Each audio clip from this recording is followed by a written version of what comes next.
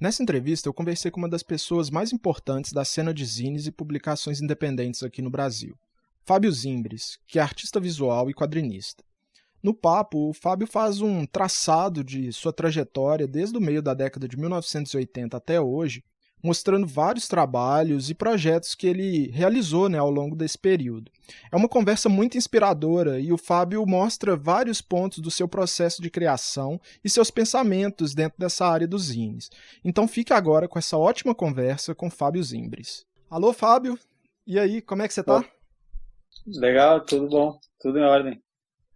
Tudo certo, né?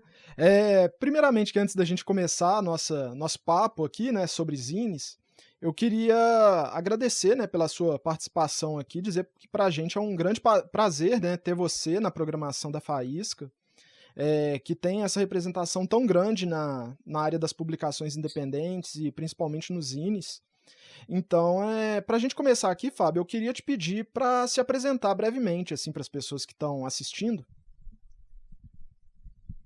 Tá, tá ok. Eu também queria agradecer o convite, porque eu fiquei muito feliz de poder estar participando. Esse ano, sem viajar para feiras, foi um pouco vazio, né? Mudou um pouco. Essa onda das feiras de publicações no Brasil não é tão tradicional, não é tão antiga, mas já Uhum. entrou no nosso calendário, assim, né? A gente já está acostumado. É sempre um momento bom ir para as feiras, encontrar as pessoas, então não estar podendo fazer isso é É, realmente triste. Então eu fiquei muito feliz com o convite de vocês, pelo menos para a gente poder se encontrar por aqui, poder conversar. Bom, eu me apresentando brevemente, eu sou um desenhista que desenha uma criança teimosa que não deixou de desenhar nunca, né? Desenho era realmente uma obsessão minha. E aí eu entrei, quer dizer, eu demorei para me decidir o que eu ia ser na vida, mas no final o desenho era a coisa mais presente o tempo todo e eu não tinha realmente como escapar. Então eu basicamente me dedico a qualquer coisa que tenha a ver com desenho, que o desenho esteja incluído.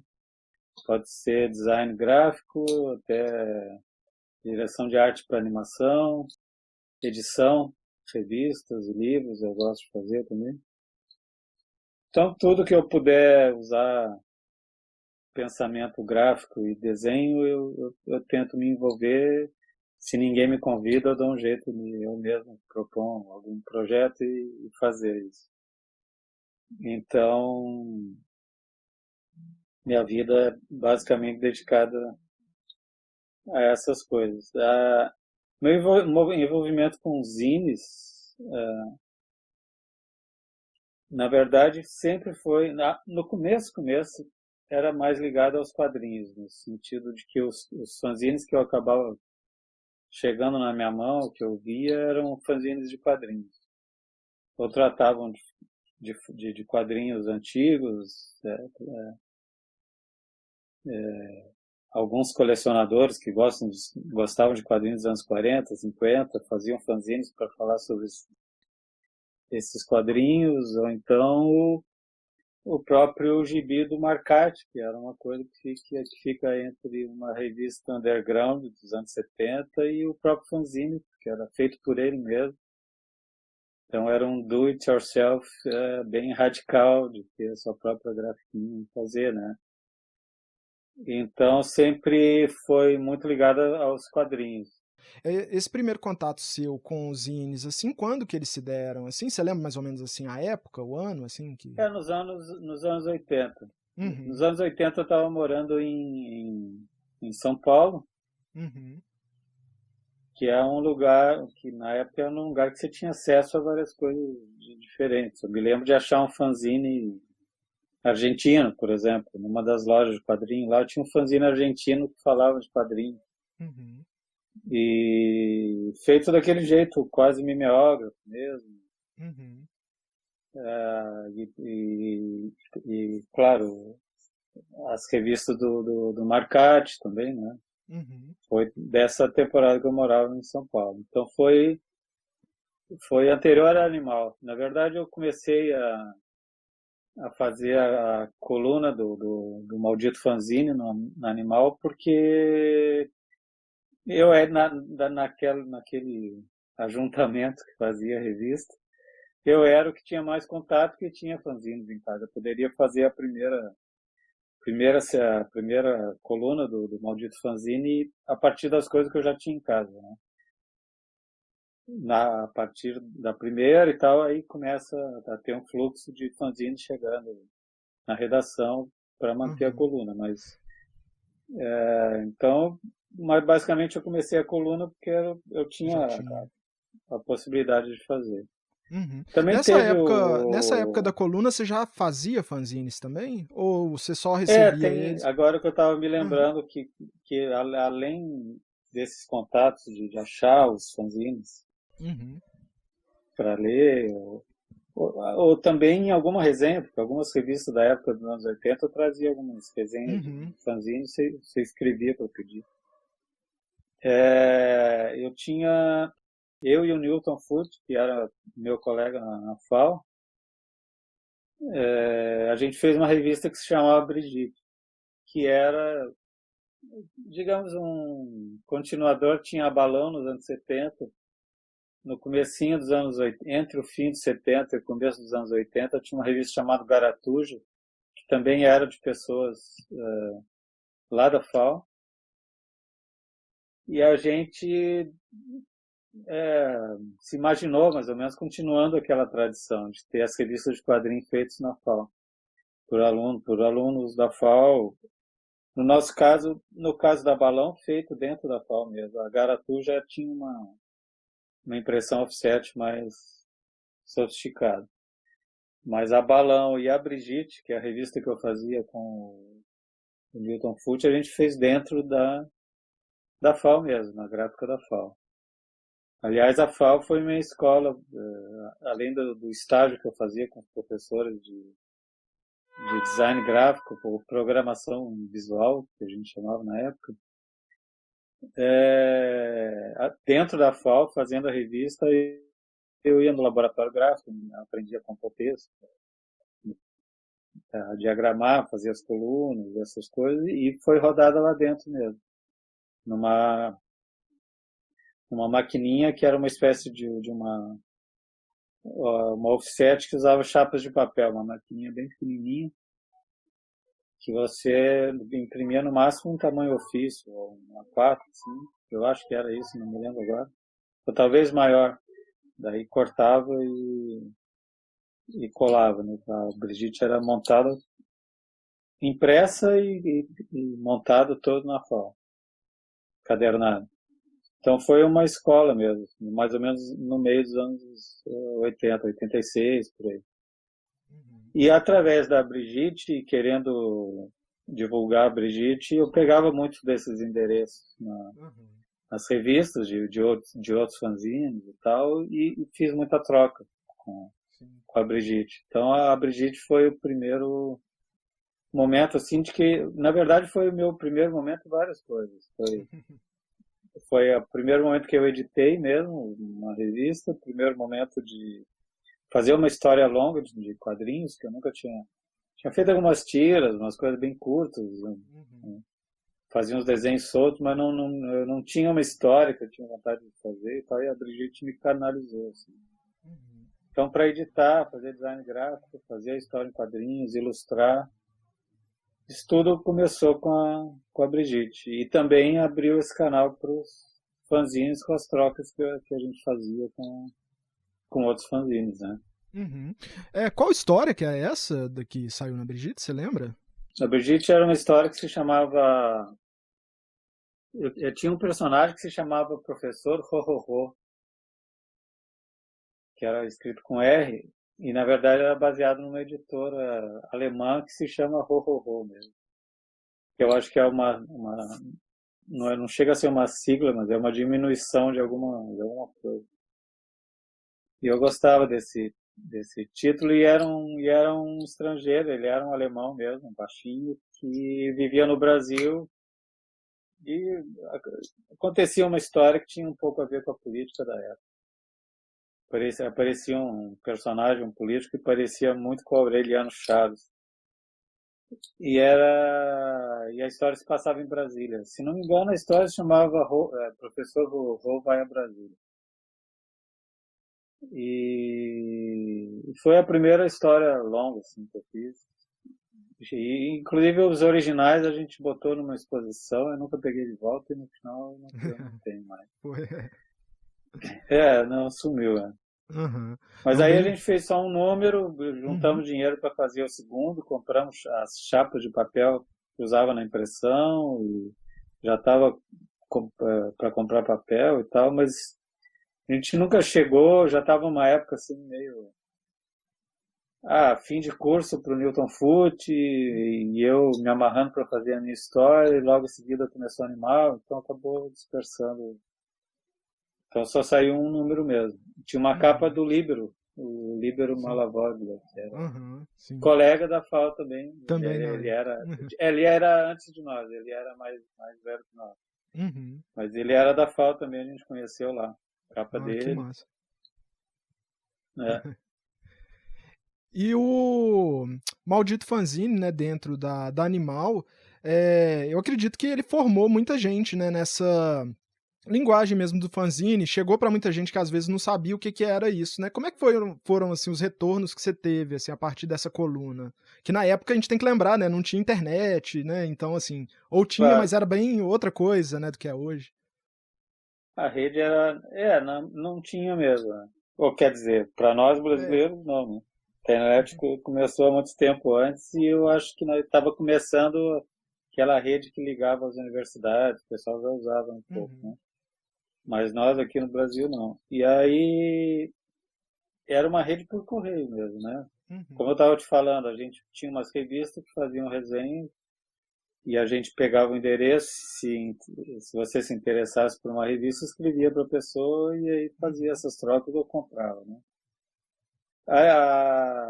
O Maldito Fanzine serviu como um ponto assim de uma rede, porque as pessoas começaram a ver coisas ou fanzines que eles acharam interessante e ou gostariam de participar do fanzine ou pelo menos mandar sua coisa para a pessoa conhecer.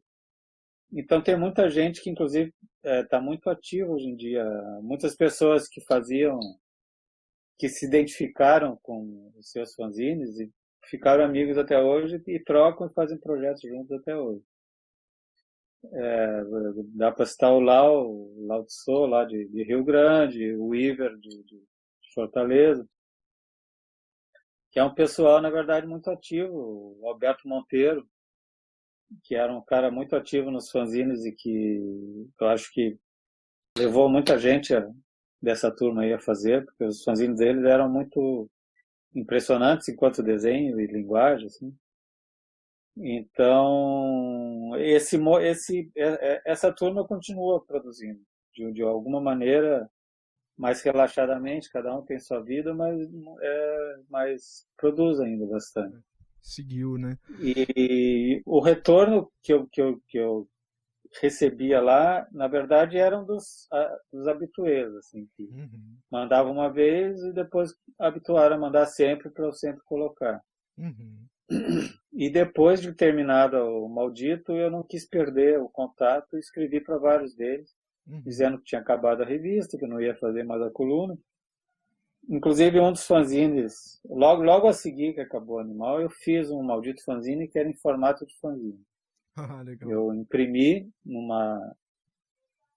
Eu não tenho certeza agora, mas eu acho que era uma. Ou era uma Ricoh ou era uma Riso. Ó. Porque eu imprimi em papel jornal Uhum, e tinha um pretinho assim bem bom assim, porque eu queria fazer tipo 100, uma coisa uhum. assim. Daí eu acho que eles me apresentaram a Ricoh como, nessa aqui 100 é mais barata, não sei, alguma coisa assim. E eu acho, tenho a impressão que não foi laser, não foi xerox. Uhum, Tem impressão que foi uma tipo riso. Eu sei que depois tinha umas lojas aqui perto que tinha riso, ou uhum. Ricoh, acho que era Ricoh. e eu fiz algumas coisas experimentando. Mas por Uhum. esse motivo, assim, se você ultrapassar um certo número de cópias do Xerox, valia a pena fazer na RISO. Uhum. Isso é Então eu interessante, assim, fiz né? num... É, Que a gente também recebe alguns relatos assim de pessoas nessa época assim dos anos 90 e tal, que às vezes faziam as coisas ali e nem sabiam mesmo assim o que que era e tal. E muitas vezes a gente costuma colocar essa coisa da Riso começando aqui no Brasil a partir de, sei lá, 2010 por aí, mas já tinha gente fazendo muito antes assim. na verdade, o que está acontecendo são as máquinas que foram abandonadas Uhum. por quem usava, né? Que está caindo na nossa mão. A gente está fazendo as coisas. Mas, na verdade, esse processo de impressão exige há muito tempo. E Uhum. o Brasil tinha representante. Eu acho que até hoje tem representante, mas não, eles meio abandonaram o mercado É. aqui. Mas na época tinha alguns lugares onde você costumava fazer cópia, às Uhum. vezes tinha ali uma. É que a Xerox tem essa coisa do leasing, né? Eles Uhum. não te vendem. Eu não sei se a Sim. Ricoh trabalhar com o mesmo esquema ou se vendiam. Uhum. Então as pessoas do Xerox sempre estavam se atualizando por causa Uhum. daquele questão do leasing lá, vinha Sim. trocado. Tá? E a Ricoh ou a Riso ficaram num esquema meio diferente, Uhum. mas eu me lembro que existia essa diferença de valor. Se você quer fazer uma tiragem maior, Uhum. a Ricoh e a Riso eram mais viáveis, a cópia ficava mais baixa. Uhum. Se você vai fazer umas 20 cópias, tudo bem, o Xerox É. segurava, mas vai fazer um monte, Uhum. aí já valia a pena usar esse outro esquema. Então, em um monte de lugar tinha, né? Talvez empresas empresas que faziam É. jornalzinho interno e coisas assim, usassem bastante, porque aí realmente valia muito mais a pena do que um Xerox se você tem uma coisa que a É. impressão, o unitário ficava menor se você imprime para um monte. Você tem uma empresa grande, você vai Uhum. imprimir um monte de folhetinhos e tal. Então as próprias empresas tinham dentro, elas mesmas tinham a sua própria RISO, né? Então Pois é. aí, E acaba que essas que agora a gente está conseguindo então. ver na mão de algumas pessoas. Sim, e a gente estava conversando com o John Kumur, que é lá na Alemanha, né? Ele participou aqui do festival também numa entrevista, e uma coisa que ele estava contando é que essa questão da Riso, ela servia muito para essa comunicação das empresas, porque a Riso tinha uma certa qualidade ali que o Xerox também não era tão bom assim de fazer, né? Então, É às vezes você queria verdade. fazer um jornalzinho ali para mandar para as pessoas mesmo, você conseguia uma qualidade um pouco melhor, num preço também É mais verdade. ok, assim, né? É, tinha isso também. Uhum. E Fábio, Eu fiz, depois eu vou mostrar para vocês, você aí lá em Portugal, na última ida, foi no ano passado, Uhum. eu fiz um livro com a Stolen Books, que era Uhum. numa Gestetner, Aham. que é uma fusão de mimeógrafo É. que é uma máquina que também fica girando, assim, mas Uhum. parece um mimeógrafo grande, mas Aham. o esquema é parecido, é como se fosse uma matriz, que é uma, um stencil, né? Uhum. Em que a tinta a óleo passa por esse stencil e pega no papel. Aí Sei. eu vi lá, ele tinha uma máquina lá grandona e falou, isso aqui é uma Gestet, né? Ele tá É aí? um, Ele tá aí pra você o, mostrar pra gente?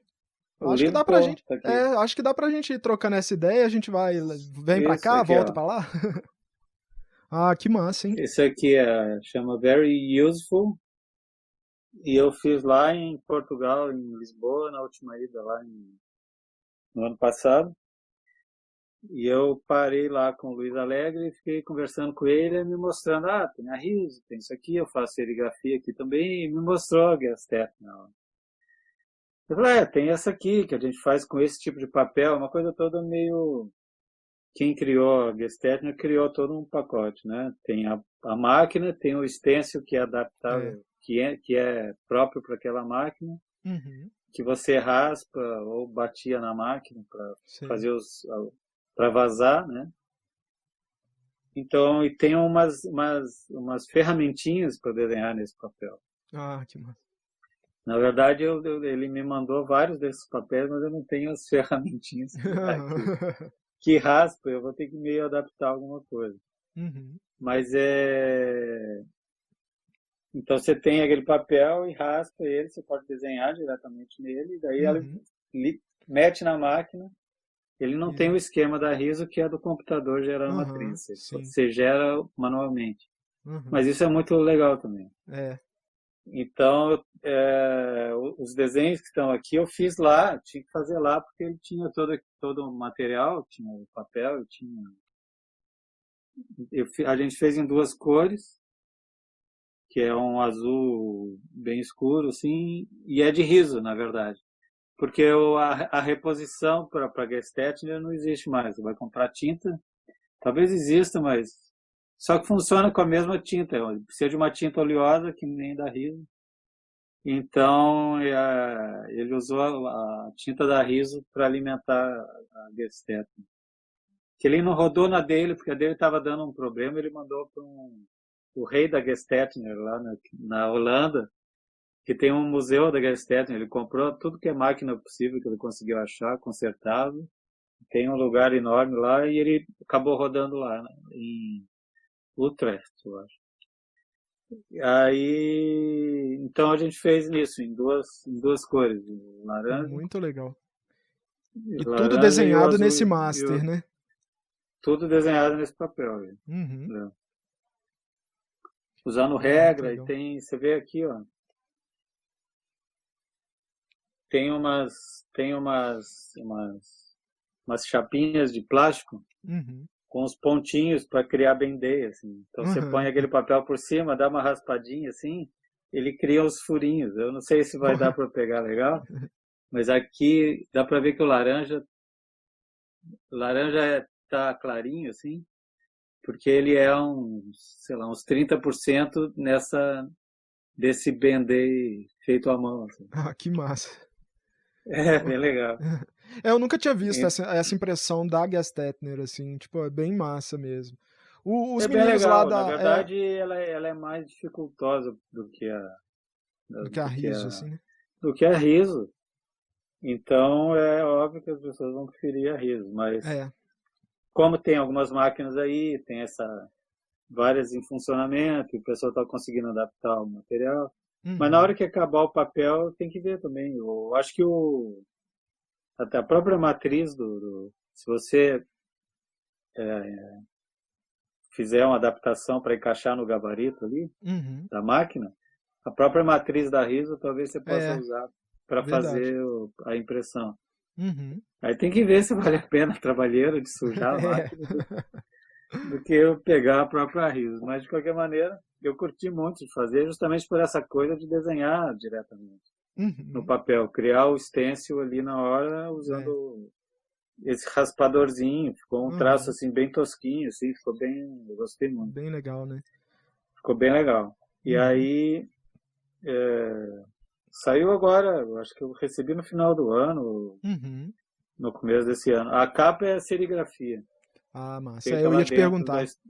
da Stolen Books, que é Uhum. um super impressor, cara, super legal. Uhum. Então a gente usou um papel cinza. Esse cinza Ah, aqui é o tá. do papel, Uhum. o laranja e o branco é a impressão. É a serigrafia. Não, Essa muito é. legal. Bem interessante mesmo, assim, esses processos. É... Mas Lembra voltando. que a gente tem há anos falando, sempre que a gente se encontrava nas feiras, a gente falava, ó, quero ir a Belo Horizonte, eu quero fazer uma Pois publicação de serigrafia, riso, misturando tudo. tipografia e até xerox, vamos Uhum. misturar tudo Ainda vamos fazer isso, né? vamos fazer isso um dia ainda. Vamos esperar passar essa Claro, pandemia, mas a gente ainda tá nos planos aí, né? Mas, Fábio, legal, legal. voltando aí aos anos 90 ali, aquele momento pós a revista Animal ali. Depois você estava contando, né, que você tinha feito mais uma edição, né, do Maldito Fanzine depois da Animal, e logo depois É, também você fez a Tonto, né? Ou demorou ainda, entre esse período demorou da ainda final um pouco, demorou um pouco ainda, né? Uhum. mas Eu queria te ouvir aí. o maldito fanzine em formato de zine surgiu disso aí que eu te falei, que é da vontade de não perder a ligação que eu tinha com.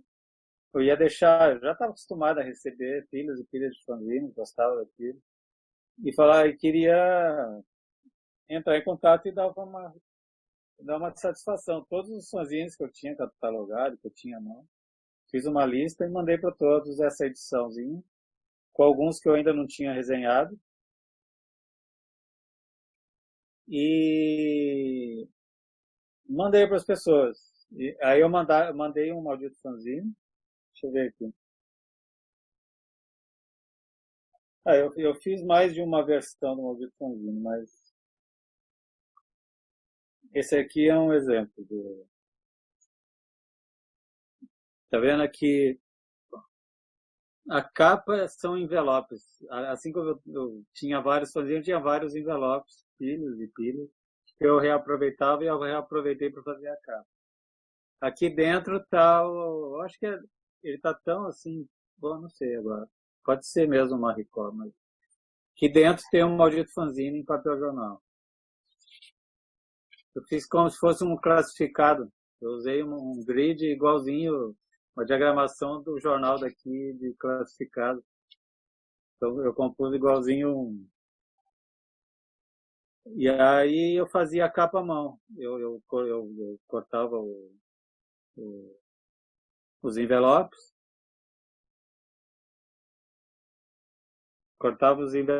e desenhava, fazia e tal. Isso aqui era uma outra. Isso aqui foi uma versão anterior ainda. Usando uma revista Amiga e uma impressora matricial. Então dá para ver bem os pixels, assim, pixel grande, assim. Mas era um computador Amiga que eu adorava desenhar pela limitação, assim. Tem algum texto. Esse texto aqui, por exemplo, é uma fonte que eu fiz usando os recursos da Amiga, do Amiga, para fazer o texto e tal. Você podia fazer uma tipografia baseada em pixel, tudo, mas igual ficava bem legal. E esse aqui era feito na Amiga com uma tipografia minha também. Então foi o começo, assim, mais ou menos, de uma experimentação com o computador. Depois veio aquele que é os classificados, com a capinha feita à mão. E tinha um negócio de sempre mandar um fanzine além do maldito fanzine. Daí eu comecei a fazer um que chamava Brinde, que era com desenhos meus. Então vinha o maldito fanzine e vinha um brinde, que é naquele formato que eu faço até hoje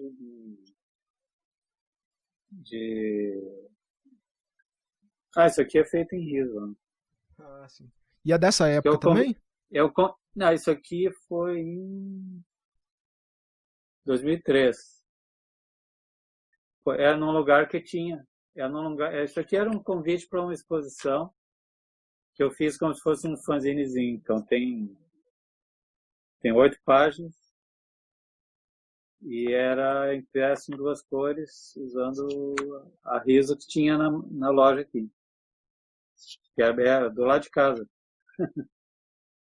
No final eu fiz só um, eu gostei muito de fazer, tinha vontade de fazer outros, hoje em dia não tem mais. Mas aí era esse formato, né? Que é o A4 dobrado 3 vezes, virar uma coisa A4, A5, A6, né? Ou A7, sei lá.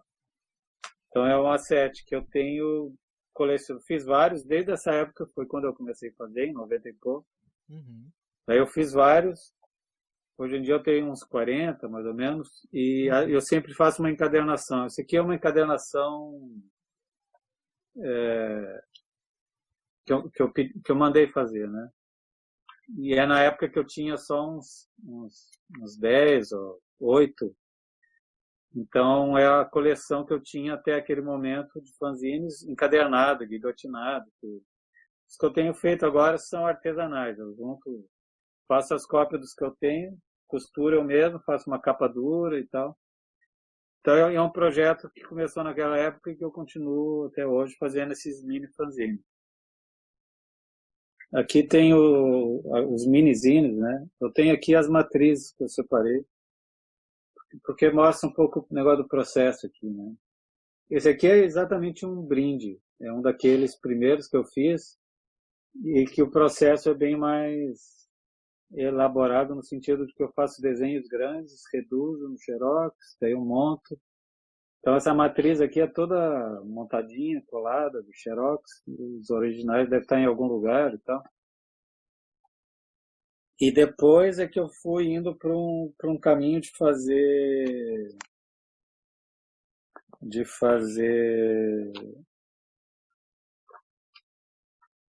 Aqui justamente estão os que são montados. Tem o esquema de fazer os fanzines a partir de folhas dobradas que eu carrego no bolso. E daí eles já são coisas mais anotações mesmo. Então é um papel dobrado simplesmente que você pega, enfia no bolso e vai desenhando. Se você quiser cuidar a ordem das páginas para saber qual é a capa, etc. Isso aí varia. Às vezes eu desenho na louca, às vezes eu planejo um pouco mais. Mas tem esses dois processos. Tanto você pode calcular, projetar, fazer. Como eu já faço há muito tempo e eu gosto dos volumes encadernados, eu gosto de fazer e eu gosto de ver o resultado final.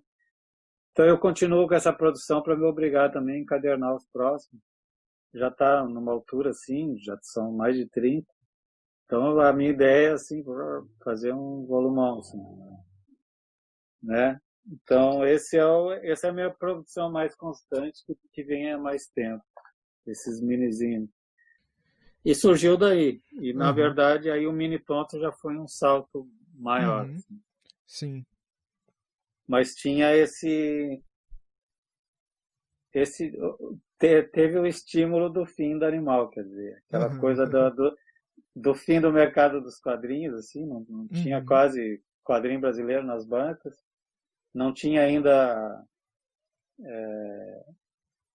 surgido esse mercado dos livros que a gente está vivendo agora, dos álbuns e das editoras que tem hoje em dia produzindo.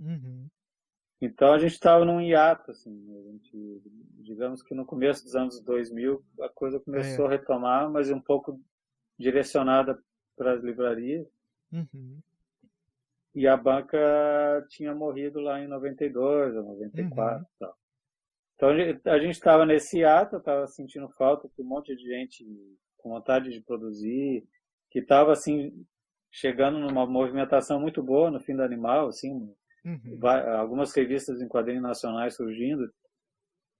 Então deu uma pena assim de ver que a coisa estava ganhando um pique e as pessoas deixaram de ter veículos para publicar. A própria Chiclete com Banana publicava, né, no Jam ali, publicava um monte de gente nova que estava aparecendo. Então tinha vários veículos de coisas que iam para a banca e que a gente podia participar. Isso deixou de ter.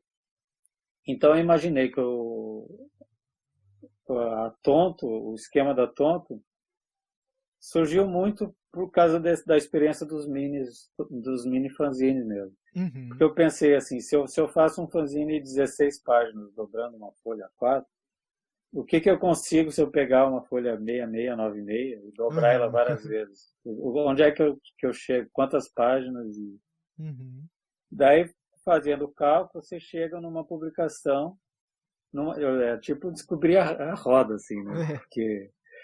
Porque o formato que você chega é o formato de aproveitamento de papel, que era o 10 por 15, que é o formato de cartão postal. Quer dizer, industrialmente era um formato consagrado, que já se usava há muitos anos. Se você pega uma folha inteira e vai cortando ela, né? E cheguei aí com 32 páginas. Então, esse era o meu fanzine feito a partir de uma folha grande. Foi a partir dessa. É lógico que depois você vai aprendendo mais, você vai descobrir que esse padrão 6696 não vale para todas as gráficas. Não é que nem você ir num xerox com uma folha A4 e a coisa sai. Daí você chega numa gráfica aqui, ó, pega, faz uma cópia aí de 6696, o cara não vai conseguir, ele vai ter máquinas com umas bitolas bem menores. No caso do Mini Tonto era offset? Era offset, capa colorida. O miolo era todo feito como era preto e branco, uma das exigências era ser tudo preto e branco. Não podia usar, se usar cinza tinha que ser Depois ia virar pontos, né? Virar um Uhum. band-aid. E era impressa numa laser que eu tinha na época em papel poliéster. Uhum. Inclusive o Alan uma vez chegou em casa com uma pilha de papel. Ah, peguei aqui na editora que eu trabalhava, tinha uma pilha de papel poliéster para poder botar na laser e fazer os fotolitos. E Uhum. funcionava perfeitamente com esses fotolitos. E eu só precisava fazer mesmo, era a capa. Daí eu fazia um fotolito para a capa, para fazer colorido, 4 cores, e era offset também. Então era 32 páginas de miolo e capa por fora, né? E aí a ideia, mais ou menos, era isso que eu estava te falando, das pessoas todas que estavam surgindo, a minha volta publicando, que deixaram de publicar com o fim das revistas, e é que eles voltassem. Eu já estava morando aqui em Porto Alegre, então basicamente estava voltado para os meus amigos que estavam publicando na época. Uhum. Inclusive fora, na Argentina Uhum. e no Uruguai, pessoas que eu fiz contato por causa de morar aqui, por causa de viajar É. para lá e tudo, também foram incluídos na coleção. Então a ideia original era de que fosse meio cooperativado. Eu Uhum. tipo eu fazia todo o trâmite, Uhum. pegava o bolo de 500 ou de 400, o que fosse viável me imprimir, Uhum. conseguia um prazo da gráfica e jogava na mão dos desenhistas para eles pelo menos cuidarem do seu volume, tentar vender para Uhum. sua família, para seus amigos, fazer a sua rede ali. Uhum. E daí me dava o dinheiro nesse meio tempo para poder pagar a gráfica. E Ah, acabou legal. não funcionando muito bem assim. Fiquei devendo para alguns lugares, não tinha como Uhum. pagar. Foi um rolo Sim. danado, assim. E na verdade era feito como fanzine, não era uma coisa tão estruturada, não tinha estrutura de editor. Hoje em dia você vê, as pessoas fazem um lance bem profissional, assim, que eu acho bem legal, assim, toda uma estrutura, inclusive legal e fiscal e tal. Eu fazia como um fanzine mesmo, assim. E era meio assim para aprender, né? Hã? Aham, sim. Foram quantos os minitontos, assim, você lembra? Quantos artistas Foi um participaram? espaço bem largo, assim, porque a gente Uhum. começou em 97, Uhum. ou 98, por aí. Uhum. Acho que foi em 97. A gente tinha aqui em Porto Alegre, nessa época, tinha uma feira do livro que era muito ativa, um evento cultural que fazia parte do calendário da cidade, assim, que era muito legal. Todo mundo se encontrava ali. E teve um certo ano, que foi isso aí, 97, que eles chamaram os desenhistas para participarem da feira na, na, na parte da campanha da feira. Eles usaram cartoons dos cartunistas daqui, que é um coletivo muito forte aqui, os desenhistas aqui de Porto Alegre, para criarem cartoons relacionados a livro que iriam usar na campanha. Então foi para outdoor, foi para televisão, os marcadores de livro nas bolsas, era tudo cartoon. E como contrapartida, além de pagar para a gente pelos cartoons, eles deram uma banca nessa feira. E justamente em 97, no momento que a gente não tinha mais quase o que mostrar, assim. A gente tinha alguns livros, algumas pessoas já tinham feito antes. O Alan fazia o Glória, Glória, Aleluia como fanzine, fez inclusive o offset, mas era muito pouco, não tinha quase mais nada. Então foi o momento para fazer o Mini Tonto, foi esse assim, pô, a gente precisa tem esse espaço, vamos criar. Inclusive, em parte, alguma coisa que entrou para pagar o fotolito, da capa, essas coisas, foi por causa das vendas que a gente conseguiu fazer na feira. Então começou em 97 e a última leva que eu fiz, eu acho que foi já em 2003, Uhum. foi mais, assim, e eu acho que chegou nos 16 números só. Ah, sim. Muito Nessa legal. primeira leva a gente fez 12, daí eu fiz mais 4, com a Uhum. ajuda da Ópera Gráfica lá de São Paulo, eles me ajudaram a Uhum. rodar. Daí eu fiz mais o do Lourenço, que foi a parte, foi uma coisa com adesivo. Uhum. E daí eu fiz, eu acho que mais uns 4. Então foi uma coisa assim que chegou a uns 17 ou 16, eu nem me lembro direito. Uhum. Mas é uma coisa que beirou por aí. Não foi assim muito e tal, mas foi legal, foi um movimento legal de fazer e tal. E Inclusive super depois de importante, né, criar. para essa cena toda, né, principalmente nesse momento, né? É, a ideia, como você vê, foi uma coisa simples, assim, era Uhum, sentindo uma falta e descobrir uma maneira fácil e mais barata de poder ocupar, de poder uhum, mostrar, né, o trabalho.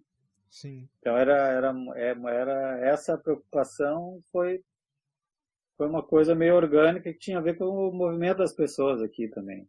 Uhum, Você via que estava fazendo coisa e não estava surgindo nada, né? As pessoas não uhum. viam que estava sendo feito. Isso aqui é o catálogo da exposição que eu fiz da Tonto. Ed Tonto apresenta desenhos nunca vistos. Essa exposição eu fiz a convite de um professor meu do Instituto de Artes, da URGS, o Carlos Pasquetti, que é um cara muito legal, um artista daqui de Porto Alegre, um cara muito bom. E ele era sócio de uma galeria de arte, que não existe mais, chamava Obra Aberta, que existia no centro de Porto Alegre. Era um lugar muito legal e bastante eclético, apresentava trabalho muito. Os sócios eram todos artistas. E era um espaço muito legal e ele me conhecia meu trabalho e queria fazer uma exposição com o Ed Tonto, porque o, o meu e-mail eu abreviava a editora por Ed, botava ponto tonto. Daí ele falou, eu quero fazer com Ed Tonto, com Ed Tonto. Tá? Daí eu falei, legal. E daí levei um projeto de uma história em que eu convidava os desenhistas, meus Uhum, amigos, pessoal que participava da Tonto, uhum, e para mostrar coisas que não eram os mini tontos, eram coisas, uhum, porque todos eles, de uma maneira geral, uhum, além de fazer quadrinhos e ilustração, fazia muitas outras coisas. uhum, Ia para uma coisa de trabalho de galerias, assim, trabalhos grandes, ou então obras únicas. Então eu levei isso para ele, ele achou bem legal a ideia. Então a galeria era bem pequenininha, mas tinha dois pedaços. Uma área pequena, assim, separada por uma parede e uma escada que chegava numa areazinha pequenininha que tinha um banheiro. Nessa área eu montei uma loja onde vendia mini tonto, vendia algumas impressões, alguns projetinhos assim, uns livrinhos. E né, na área de exposição tinha os trabalhos. E eram os trabalhos mais variados, os desenhos do Jaca, assim, que a gente encheu uma parede com um monte de desenho. Uns tecidos pintados do MZK, uma exposição super legal, assim, além do apoio incrível da galeria para tudo que uhum, eu propunha, para tudo que eu uhum, quis fazer. Além da própria exposição, já que me ajudou a montar uns uhum, displays, a fazer umas coisas. Foi muito legal. uhum. Tinha uma TV, uma sala montada assim com uma TV com experiência de animação montei um DVD com várias, as pessoas podiam ver Uhum. várias animações diferentes do Jaca, Ah, massa. de um amigo meu da Argentina, o Bianchi, Uhum, do Alan, do Pico. Bom, um monte de coisa assim. uhum, Você podia ver na TV. Então tinha essa coisa meio multimídia, assim, dos desenhistas gerando coisas que não eram só os quadrinhos. E aí o catálogo tem uma coisa parecida com essa coisa do mini tonto, de dobrar o papel, que eu tinha acesso a uma gráfica, o cara topou fazer para mim como permuta. Então eu fiz um cartaz que também pudesse dobrar e virar o catálogo. Então, de um lado, tinha essas coisas coloridas, meio fracionadas, assim, é o cartaz, né? E ao mesmo tempo ele é o catálogo, porque ele tem todas as publicações que tinham na Tonto. Então você vê umas coisinhas, os textos escritos, assim, que no cartaz, como o cartaz era grande e tinha uma figura bem grande, você lia e via essa imagem de cara e via que tinha um monte de ruído. Daí, chegando perto, você via que esse ruído, na verdade, eram capinhas de revista, eram uns textos bem pequenininhos, que só dava para ler mesmo e ser aproveitado na hora que estava encadernado, daí você via direito. Então tinha essa coisa de aproveitar os dois formatos. Você tinha o cartaz da exposição e você tinha também um catálogo da Tonto. Daí aqui tem os mini Tontos aqui. Tem aqui 12 mini Tontos. Tem mais, depois eu fiz mais 4. Então tem 12, eu fiz. Depois eu fiz mais 4, ficou 16 mesmo, que eu tinha que falar.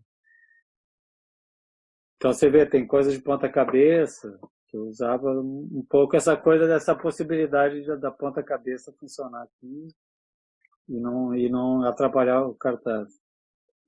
E daí teve o negócio do site também, de criar o site para ajudar a vender. E realmente durou até um tempo, assim, apesar de completamente desorganizado e não atendendo todos os pedidos, mas foi uma coisa também, foi assim como eu aprendi trabalhando na gráfica da FAO, a fazer a diagramação da revista e tudo. E o processo de impressão, com a Tonto, eu aprendi a fazer HTML, subir o site, fazer as coisas mesmo e tal. Então foi também um negócio de aprender a fazer e de testar, assim. E divulgava, era uma coisa que funcionava bem naquele começo, como é que se... assim, um pouco ingênuo e heróico da internet, com aquela liberdade, a gente fazia um blog, fazia as coisas, fazia um site por sua conta, não custava muito. A linguagem, o HTML era simples, era uma coisa básica de fazer, agora hoje em dia envolve tanta coisa. Sem um programador na tua cola, assim, você não consegue fazer as coisas direito. Mas era isso, assim, e funcionava legal, assim, muito retorno, muita gente comprava, descobria o site, fazia coisa ali.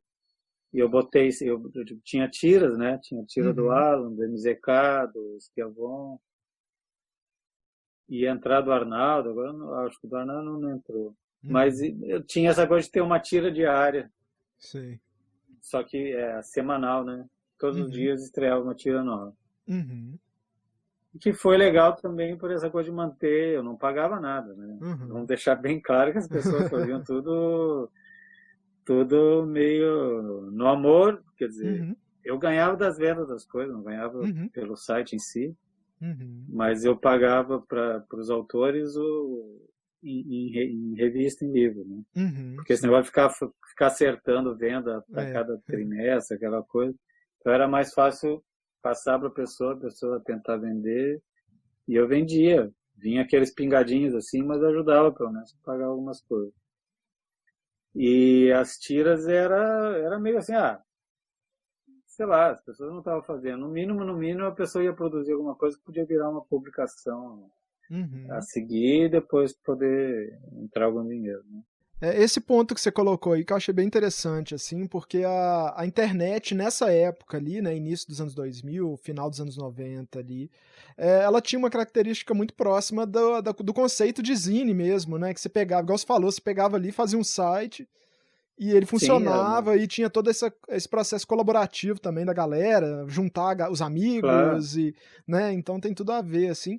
E aí, Fábio, eu queria te ouvir, assim, sobre todas essas experiências suas ao longo ali dos anos 90 até o final ali do Mini Tonto, que a gente também conversou, né, com o Amir Brito Cador, né, tem entrevista dele aqui no canal da Faísca, e uma coisa que ele falou que me chamou a atenção, assim, foi que os fanzines, né, eles tinham essa coisa de periodicidade, e eles não necessariamente, né, eles tinham essa ideia de ter um conteúdo ali de um artista, assim, né, os zines muitas vezes eles tinham essa coisa de passar informação e tudo mais. Depois surgiu esse conceito também do artzine, né. Eu queria que você falasse um pouco, assim, sobre essas diferenças, se nesse momento você via essas diferenças, assim, do fanzine pro artzine, Como é que funcionava, assim, se existia essa conversa, né? Olha, eu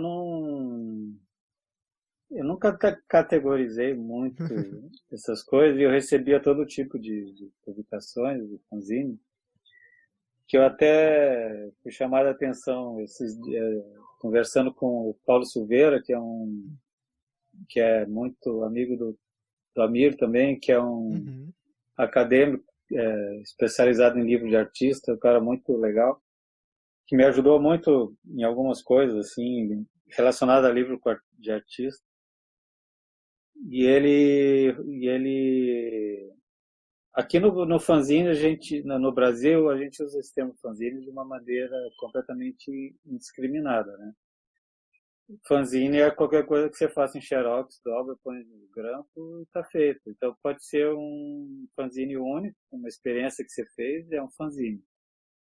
Enquanto fanzine, fora do Brasil e numa maneira, a categoria mais usada, o nome usado mais corretamente, é de uma publicação seriada. Então você tem, é como se fosse uma revista mesmo. Assim como você tem um magazine, que é uma revista que sai a cada mês, o fanzine pressupõe que seja uma publicação periódica. Você faz uma vez por ano, ou duas por ano, ou uma vez por mês, tem um nome, tem uma numeração, aquilo é o que caracteriza um fanzine. E nós aqui no Brasil usa esse termo, inclusive o zine, não é só uma facilidade de falar, ou encurtar uma sílaba para ficar mais curto, mas eu acho que tem essa coisa assim de tirar o fã e virar uma publicação mais ou menos livre e sem limite. Então, dentro dessa categoria zine, a gente põe tudo. Então, pequenos livros de artista com tiragem baixa, produção um pouco mais pobre, menos sofisticada, a gente chama de zine, mesmo que ele tenha um conceito de livro de artista, digamos. E as publicações seriadas, inclusive, são quase raras aqui no Brasil, se você for pensar. Feitas assim dessa maneira de xerox e essas coisas são poucas. As pessoas gostam de pular de um projeto para o outro, né? Você vê as pessoas criam um projeto adequado para isso, para uma coisa, daí já muda para outra e tal. E eu tenho feito esses mini-zines sempre no mesmo formato. No começo chamava brinde, cheguei a fazer um número 2 do brinde, mas aí eu comecei a usar de todo jeito. Então, no final das contas, esse termo artezine para mim é meio inútil, assim. Na minha categoria, na minha classificação pessoal das coisas que eu leio e recebo, eu não é um nome nem que eu me preocupe em usar, assim. Eu acho que tem fanzines que são híbridos de livro de artista. E eu acho que tudo bem chamar de zine, ou se você quiser considerar dentro da carreira de um certo artista classificar junto com os livros de artista desse autor.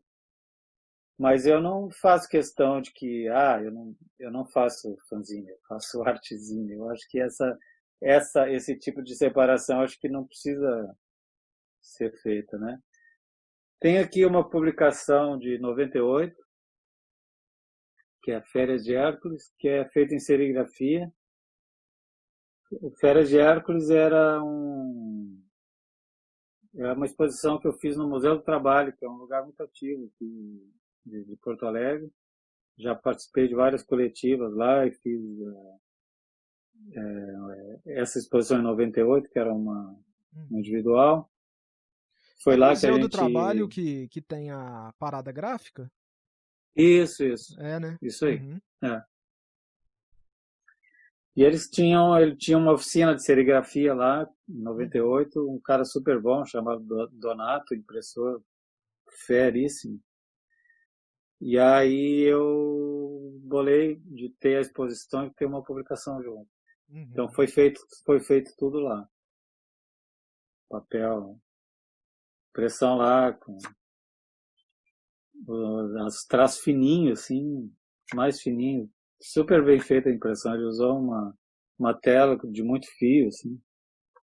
Ficou bem legal. Foi feito em 98. Deixa eu ver se tem a assinatura aqui. 250 a tiragem.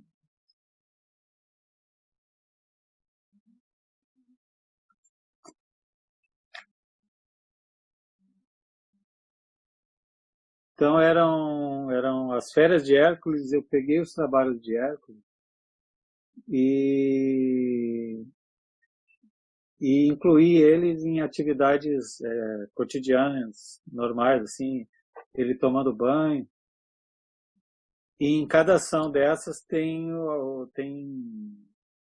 2 trabalhos de Hércules, então reúne os 12 e 6 desenhos diferentes.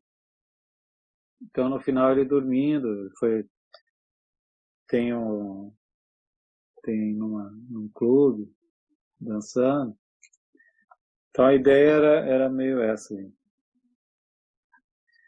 Tem uma publicação aqui, que chama Obras Completas de Fábio Zimbra, que era o meu trabalho de graduação de artes na URGS.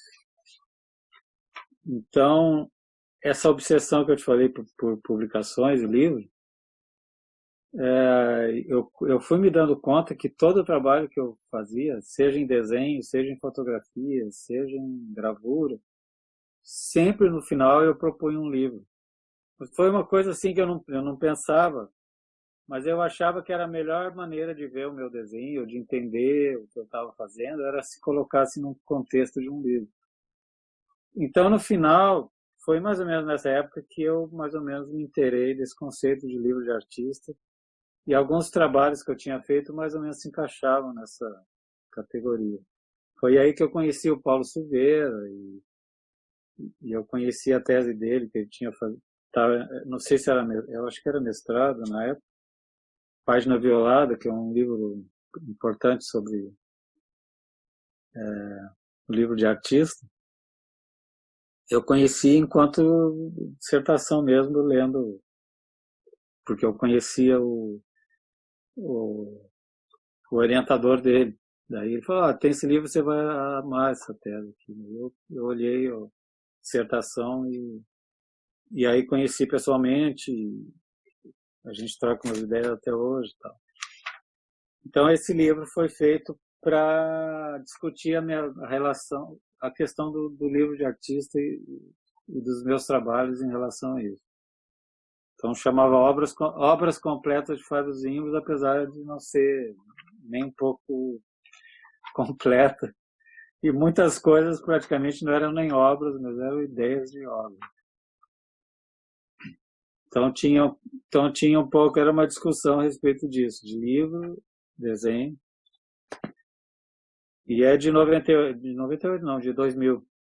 Foi quando eu me formei uma coisa que acontece também é que com a internet, os fanzines de quadrinhos, que às vezes emulavam uma revista mesmo, por isso tinha numeração e tinha um nome, os fanzines de quadrinhos deixaram de existir para virar os blogs, assim, de estar na internet. Que é mais fácil e mais pessoas vai ver. Na verdade, o fanzine de quadrinhos tinha, em alguns casos, principalmente antes, um pouco esse caráter intermediário. As pessoas não me conhecem ainda e eu não tenho uma revista na banca, mas eu posso fazer um fanzine para divulgar e as pessoas conhecerem, mas o objetivo final do fanzine era muito mais fazer dar uma amostra do seu trabalho para você entrar no mercado. Raros eram os fanzines, no caso do Marcati era isso, ele fazia os fanzines e para ser aquilo. Tudo bem que divulgava o trabalho dele e ele trabalhava nas editoras, mas ali tinha um projeto de independência dele. Ele queria continuar fazendo aquilo pela independência do autor, de fazer o que ele bem entendesse, de ter o controle total, ter o controle dos meios de produção.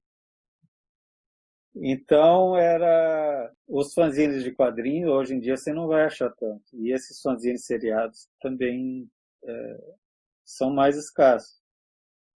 O que você vê hoje nas feiras e nas feiras de publicações e tal, inclusive na internet, você baixa e dá uma pesquisada, vão ser projetos únicos, ou inclusive que variam muito de formato, de tamanho. A minha participação nas feiras, na maioria das vezes, não se deu nem pela Tonto, mas pelo projeto com o Jaque, que é o desenho mate. Uhum.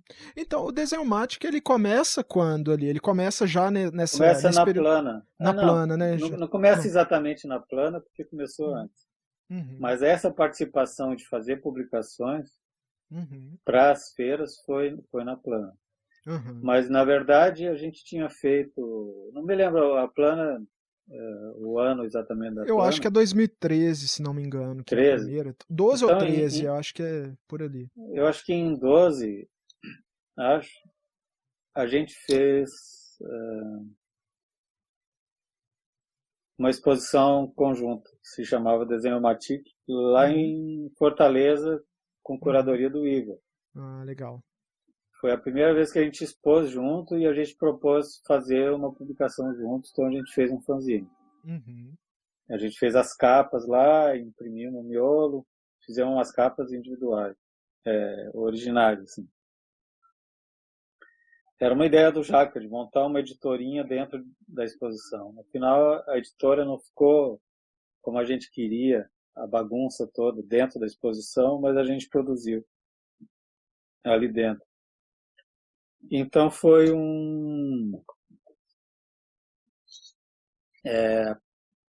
teve essa experiência, era uma coisa que a gente queria de repente continuar fazendo, mas foi uma experiência única assim de fazer a exposição com telas, desenhos nossos. Não eram desenhos feitos conjuntamente, eram cada um com seu trabalho. Aí, logo depois, numa conversa com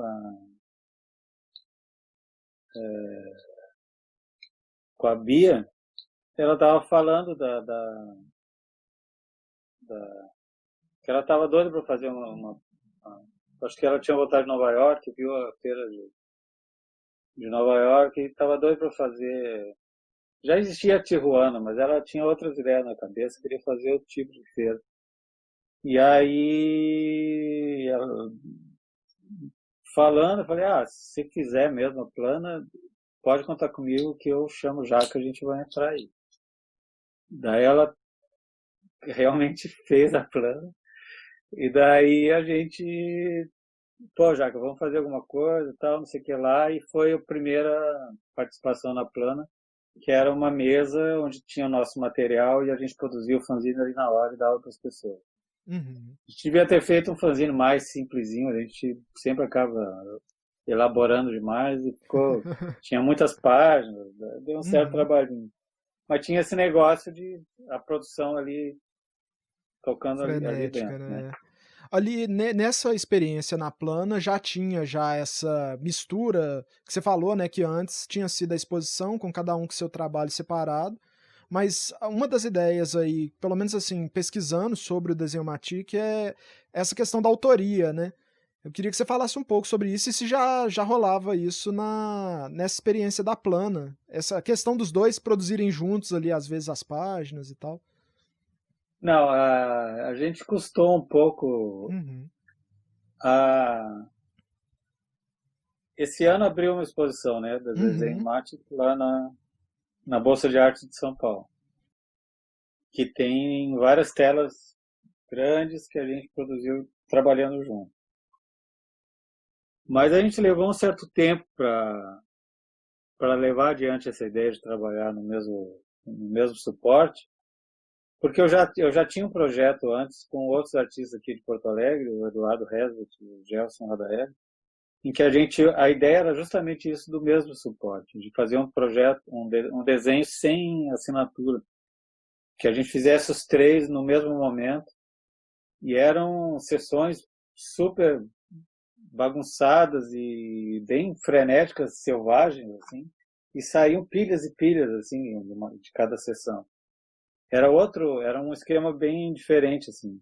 Como eu já tinha essa experiência, eu não queria levar isso pro Jaca, nem eu acho que ele se sentia à vontade de estar copiando um processo que eu já, que eu já estava fazendo e tal. Então, as publicações e as exposições e as coisas que a gente fazia, separava bem o que era cada um. E, no máximo, a capa, a primeira, por exemplo, a capa era cada um fazia a sua. Na exposição do Weaver, o miolo tinha desenho dos dois, cada um bem separado, ali o que era de cada um. Não tinha intervenção. E as capas, cada um fazia a sua própria capa. Uhum. Na Plana, que foi a segunda participação, segundo, digamos, encarnação do desenho mate, foi a capa a gente fazia junto. Uhum. A gente tinha as folhas soltas que a gente desenhava, daí juntava elas, Uhum. e a capa a gente sempre deixava ela meio aberta ali, que a gente ia, desenhava, botava uns carinhos para finalizar, colava umas Uhum. coisas. Ali tinha a intervenção que os dois trabalhavam juntos. Ah, sim.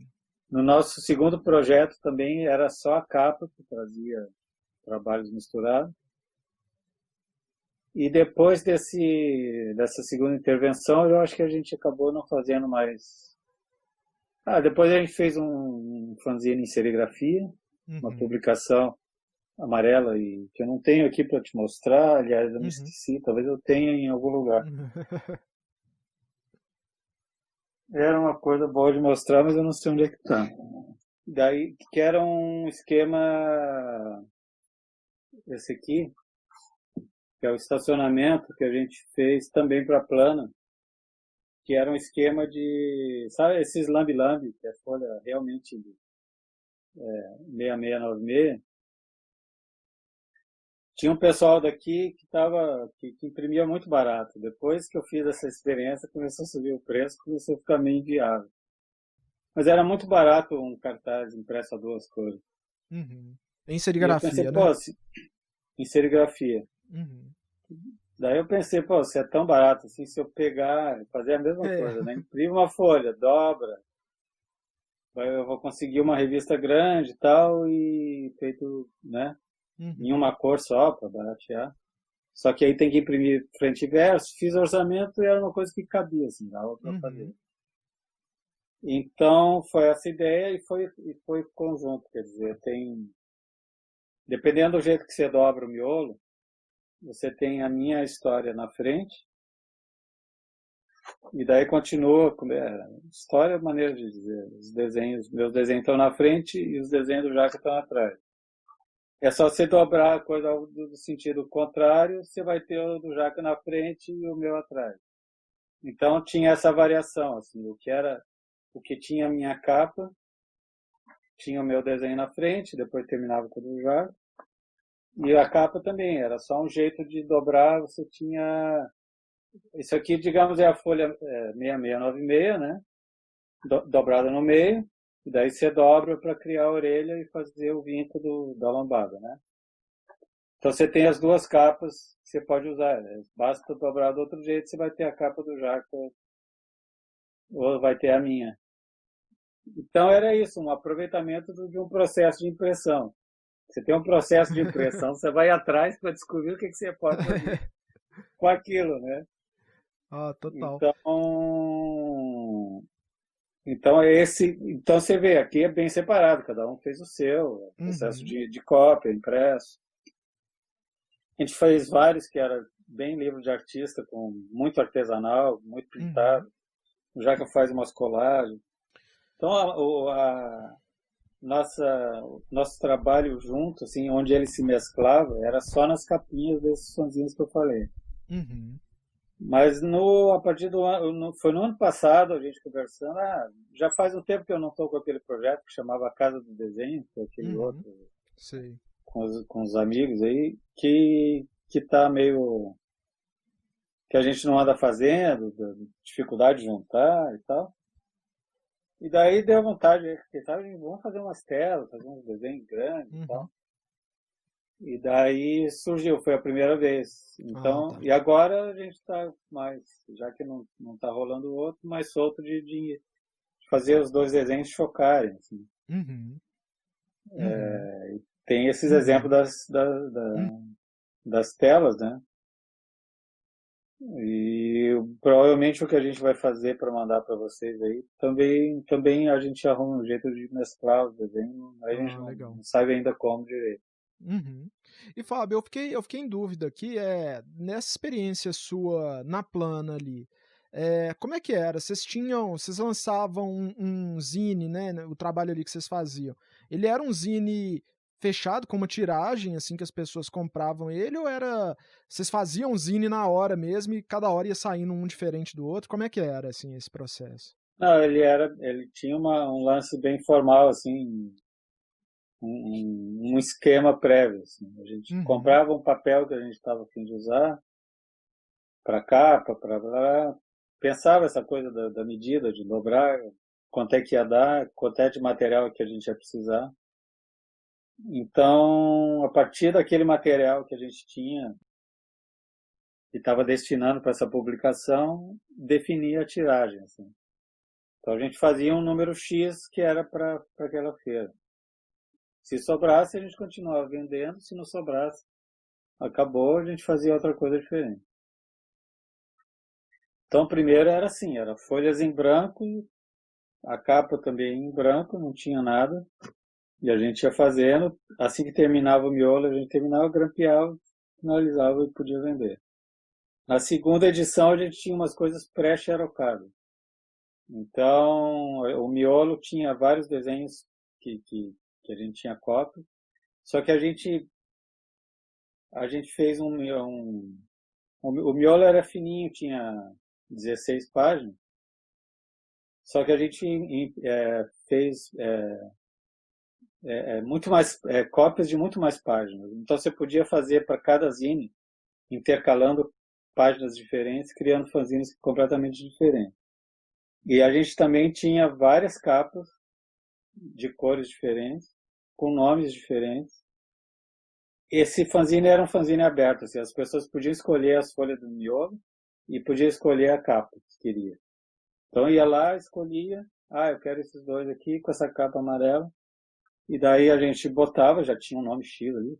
Eu acho que as pessoas compravam muito pelos nomes, era tipo festa, gripe, sei lá, um milhão de coisas diferentes, uhum, tristeza.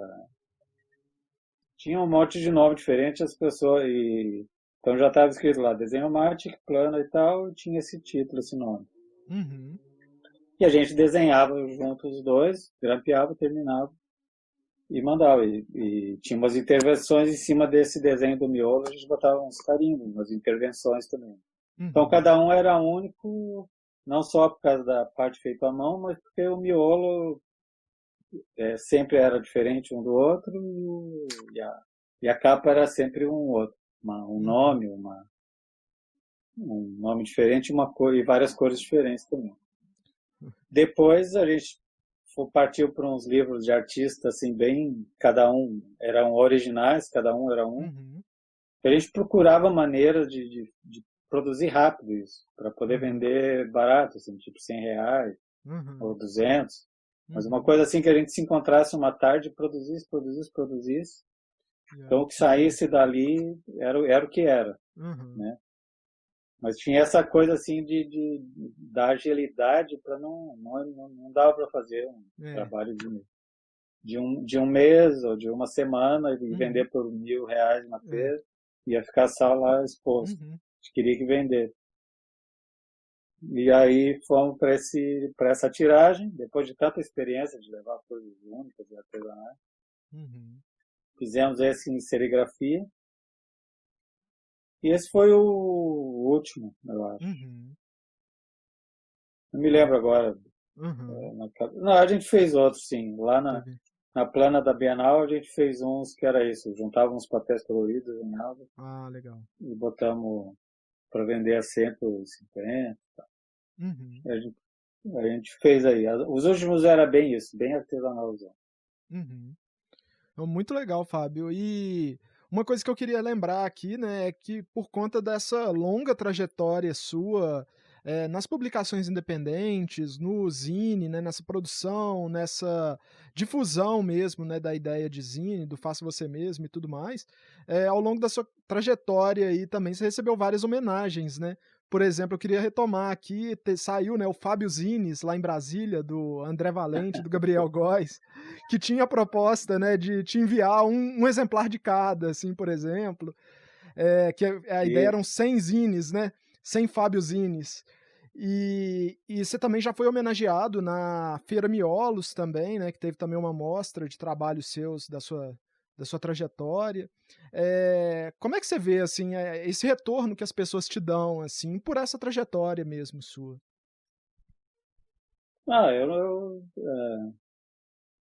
eu gosto muito, assim, eu acho legal porque tem um lance de quando você está começando, assim, e tem aqueles desenhos, assim, que você idolatra, não é que você idolatra de nada, mas dá um choque, assim, né? Você vê um Uhum, negócio, você fala, pô, isso eu nunca vi antes igual, é uma coisa que entra no teu sistema, assim, de um jeito é, como um choque mesmo, uma coisa imediata, né? E muitas pessoas vêm falar comigo com a sensação de ter visto meu desenho, de ter chocado, assim, nesse sentido, assim. De alguma maneira eu entrei no sistema dela por essa via, assim, do impacto da surpresa e tal, né? Então eu acho legal, porque eu vivi isso. Vários desenhistas, né? Você olhava e aquela coisa entrava e você queria, no fundo, você queria fazer uma coisa que tivesse aquele mesmo tipo de impacto para as pessoas, né? Quando você vê aquilo, você fala, pô, isso aí me bate tanto, assim, que o que eu quero fazer é uma coisa que também bata nas pessoas, que na hora que a pessoa pega e leva um choque, né? Na verdade, acho que no fundo é isso que você espera, né? De retribuir esse choque com um outro choque, né? Não vai ser para a mesma pessoa, mas vai ser para outra, né? De repente. Então, quando as pessoas falam sobre isso, a influência e o que significou ver meu desenho e tal, eu fico bem contente, assim.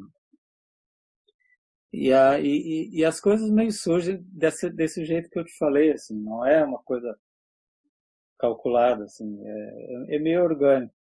Da mesma maneira que quando eu era criança eu pensava a minha maneira, né, com aquela idade, dos problemas do desenho, de alguma maneira eu tava já elaborando uma certa teoria minha própria do desenho e por que que eu gostava de algumas coisas e não de outras, e para que que servia o desenho.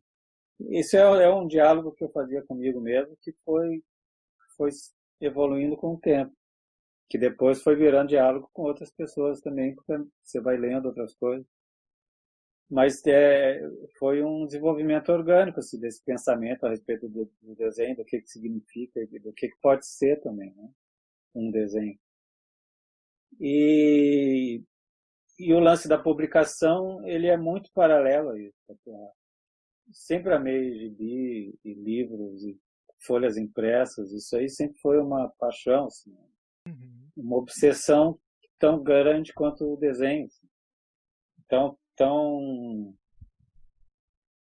eu fazia desenhos, que eu fazia desenho, trabalhava com desenho o dia inteiro. uhum.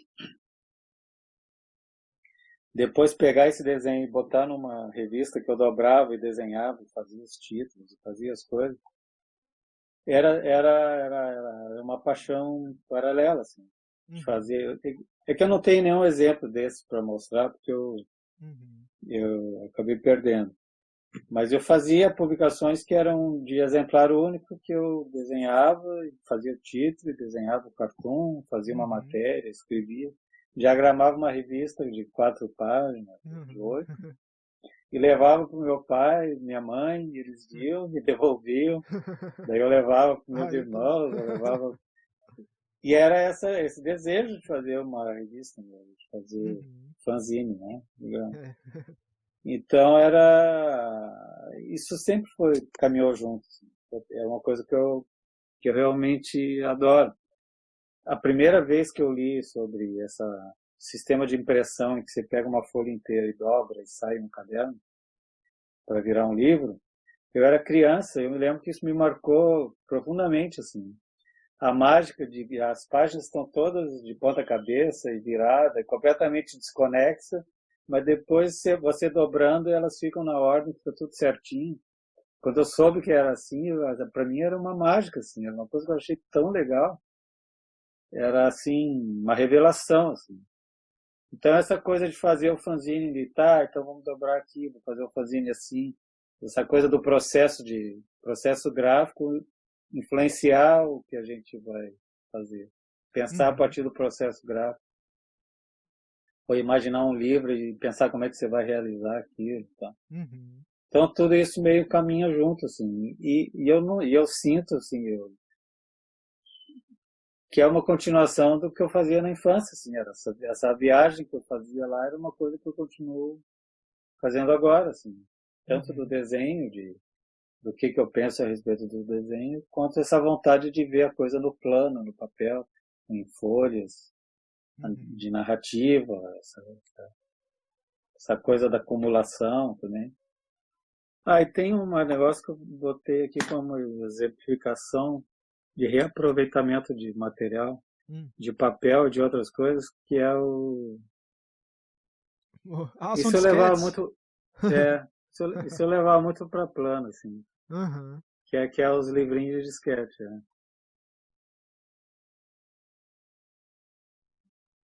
Que isso eu já faço há um tempo também. Tipo, eu tenho o material que eu tenho aí sobrando, bolo uma ideia de reaproveitamento, faço. E aí acaba, vou lá, faço mais alguns. Eu já fiz exposições onde eu botava eles abertos, assim. Eu abria eles, assim, e juntava vários, assim, num painel. Então tem essa coisa de tentar transformar qualquer coisa em livro, né? Não, tem um negocinho que são isso aqui, é uma coisa que eu levo mais nas feiras, assim, que são os produtinhos, né, que eu chamo.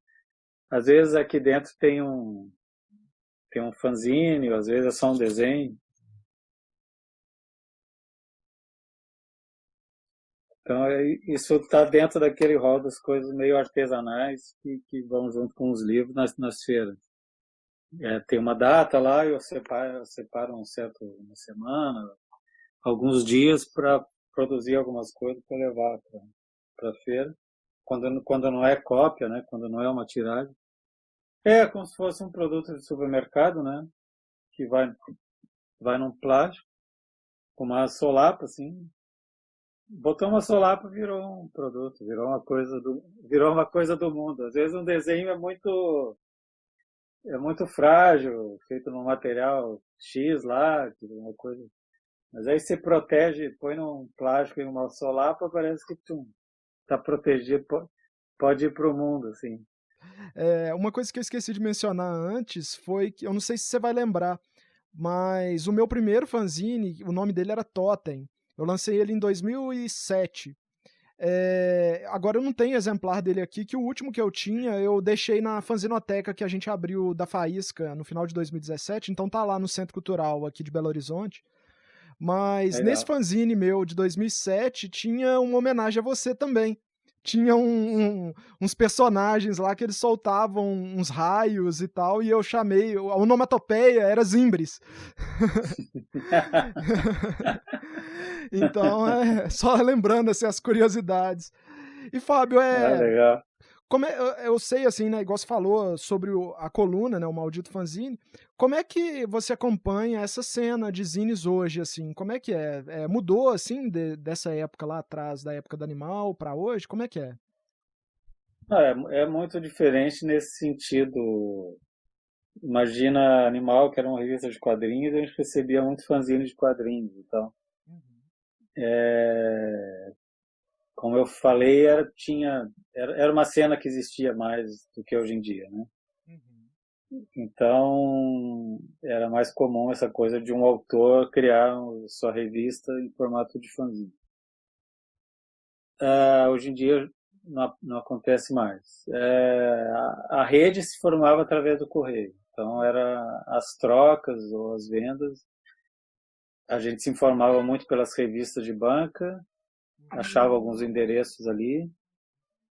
Além dos fanzines de quadrinhos que eu estava falando, a rede de distribuição era o correio. Então a gente se informava nas revistas, sempre vinha lá resenhas de fanzines e tal. Ou então começava a fazer sua própria rede, conversando diretamente com os fanzines e tal, e tendo as pessoas que você tinha mais afinidade, trocava fanzines e tal. Então a coisa era mais lenta, mas tinha essa coisa assim, criava meio vínculos mesmo, né?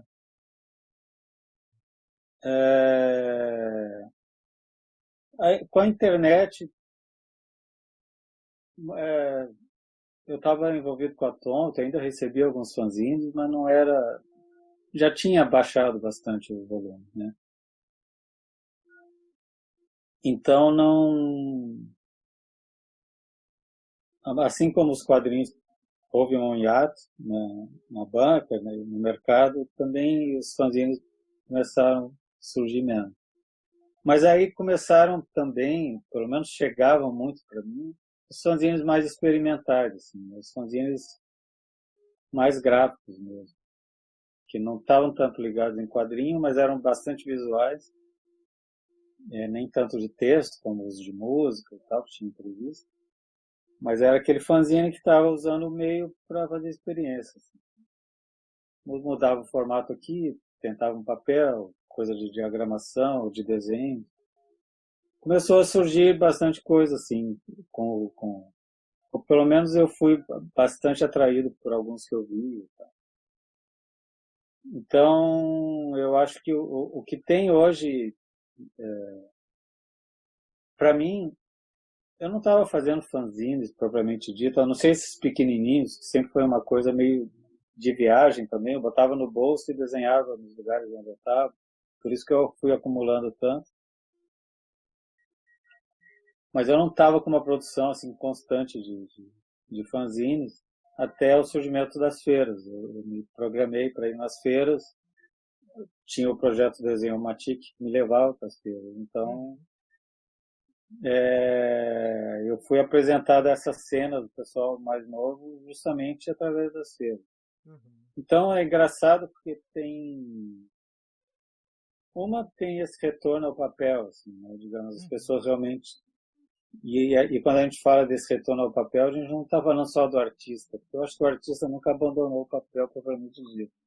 Mas o leitor, assim, porque as feiras, o que eu achava muito interessante nas feiras, é que não era só um momento de, de encontrar os artistas, de conversar, de conhecer os artistas, mas era de que tinha leitores interessados. Muita gente que visitava as feiras não eram artistas que iam lá e viviam naquele esquema de troca. Eram de gente que iam lá para comprar porque tinham muito interesse por aquilo. Estudantes de design, ou gente que gosta de arte e percebeu que tinha uma cena ativa naquele tipo de material. Então, se você pensa que antigamente a gente vivia indo ao correio para poder se comunicar, as feiras eram pontos mais físicos mesmo, que a gente trocava entre si, trocava com um público que ia lá para ver, para comprar. E você via o material ali na mão e conversava com as pessoas. Então, as feiras, eu acho que para mim é mais ou menos o ápice assim desse tipo de produção, porque ela corporifica a coisa assim. O correio era muito romântico, era muito legal, você receber uma carta em casa é muito legal. Mas você tá num espaço onde tem 60, 100 mesas, com gente que pensa de uma maneira parecida contigo, pelo menos essa coisa de experimentar, de vontade de se lançar no negócio. Então, isso é uma possibilidade incrível, assim, eu acho. É melhor do que uma banca. A banca, na minha infância, assim, era um paraíso, a banca. Se chegar numa banca, nos anos 70 sempre tinha uma novidade na banca. Nos anos 80, nos anos 90, a coisa perdeu um pouco a graça e agora é Panini, então você já sabe, você chega na banca, você já sabe o que vai ter lá, né? Tem tanta novidade. Vai ter um título, você vai lá, pode ver algum título novo, mas você já sabe o que tem lá. Mas a banca antes não, era uma coisa muito mais rica, muito mais viva.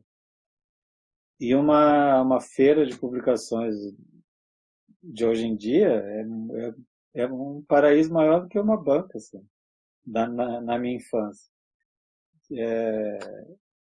E aí eu acho que as feiras refletem que existe muita gente produzindo com vontade de fazer, mas as feiras também estimularam, né? As feiras levaram muita gente a querer participar também, e de fazer, de levar essa coisa. Uhum. Então, acho que a feira atendeu a uma demanda importante de gente que estava produzindo. Foi muito bom de poder expor isso. Mas também foi um grande impulsionador, assim, de trazer mais gente para fazer, né? Fanzines, de fazer publicações. Sim, não, bem legal. E Fábio, uma coisa que você mencionou antes aí sobre essa relação sua com os fanzines e tudo mais, e sobre essa meio que definição de zine também, assim, né, que passa um pouco, acho, por isso, eu queria te ouvir um pouco sobre a sua relação com a música. Se quando você está produzindo, você escuta música, ou se na hora de pensar seus trabalhos tem a música, né? Eu separei aqui para mostrar, né? Eu acho que representa bem, né? O Música para Antropomorfos, né? Que saiu com a banda Mechanics, né? Essa aqui é a segunda edição, eu acho que é de 2018, né? Que saiu pela editora Zarabatana. A edição original, ela saiu quando? 2007, foi isso? Foi em...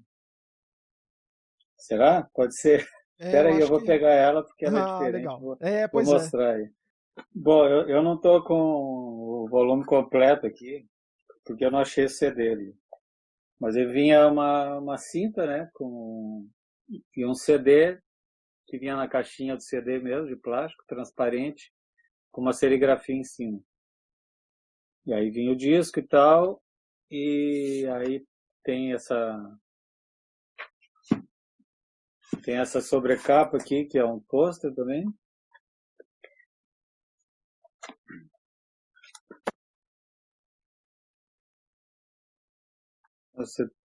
Você tem um desenho grande e tal, aqui tem as letras da música, da banda.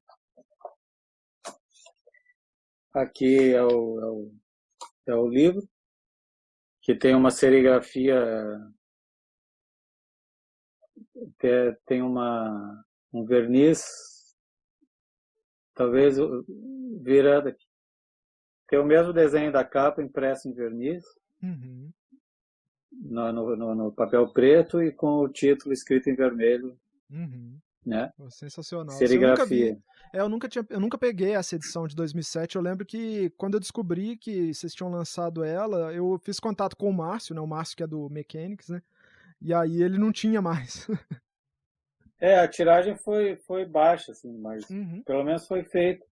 Não, com certeza. O projeto era assim, o Márcio, eu quero fazer uma coisa que tenha quadrinhos e música. A banda está fazendo aí, eu estou preparando o novo disco com a banda e tal, a gente está fazendo. E eu tenho as bases feitas aqui, ainda tem um processo longo de produção, mas tem as músicas aqui, já estão uma base.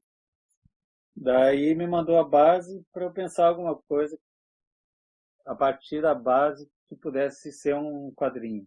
Uhum. E daí, vendo e analisando e tendo as ideias, ouvindo a música, A ideia do Márcio, eu perguntei, você quer um livretinho para botar dentro, com um CD? Ele falou, não, não tem limite nenhum, pensa o que você quiser. Aí eu falei, tá. Por um lado é ruim esse negócio de não ter limite, porque você fica completamente perdido, né? Mas já que ele falou que não tem limite, então eu vou deixar rolar, vou pensar e vou deixar rolar. Daí, se surgir de ideia, eu vou propor para ele. Uhum. Ele falou, daí eu falei, tá, então que tal fazer uma graphic novel? Daí a gente, de algum jeito, põe o disco junto. Tá, legal, graphic novel, bacana. Daí foi indo, chegou um número de páginas X, eu tinha um formato que eu queria,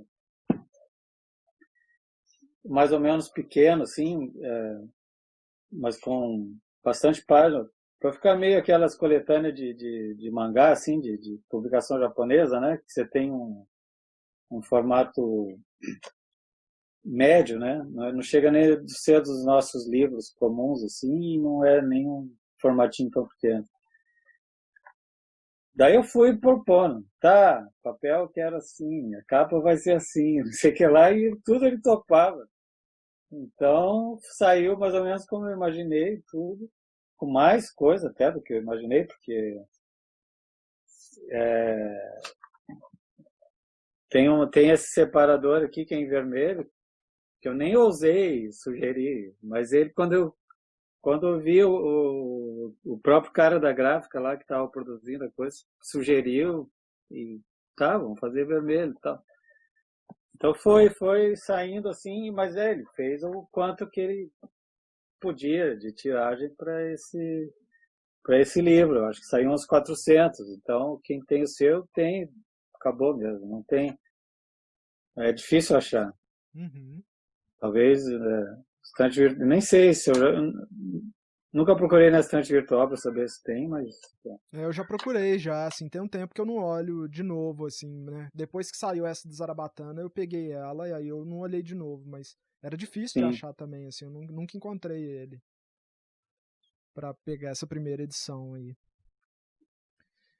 Mas Mas... a música dá para dizer que não é uma obsessão daquelas de infância não correspondida, porque eu não sou bom músico. Uhum, Eu sei pegar um violão, fazer uns acordes, ficar uhum, enrolando, brincando. uhum, Aí eu faço bastante ficar brincando. Se eu tenho um instrumento, seja piano, for, uhum, eu brinco, adoro e tal, mas eu não cheguei a nenhum lugar assim. uhum, Mas fazer barulho é comigo mesmo. E eu escuto música o tempo todo para desenhar, uhum, computador.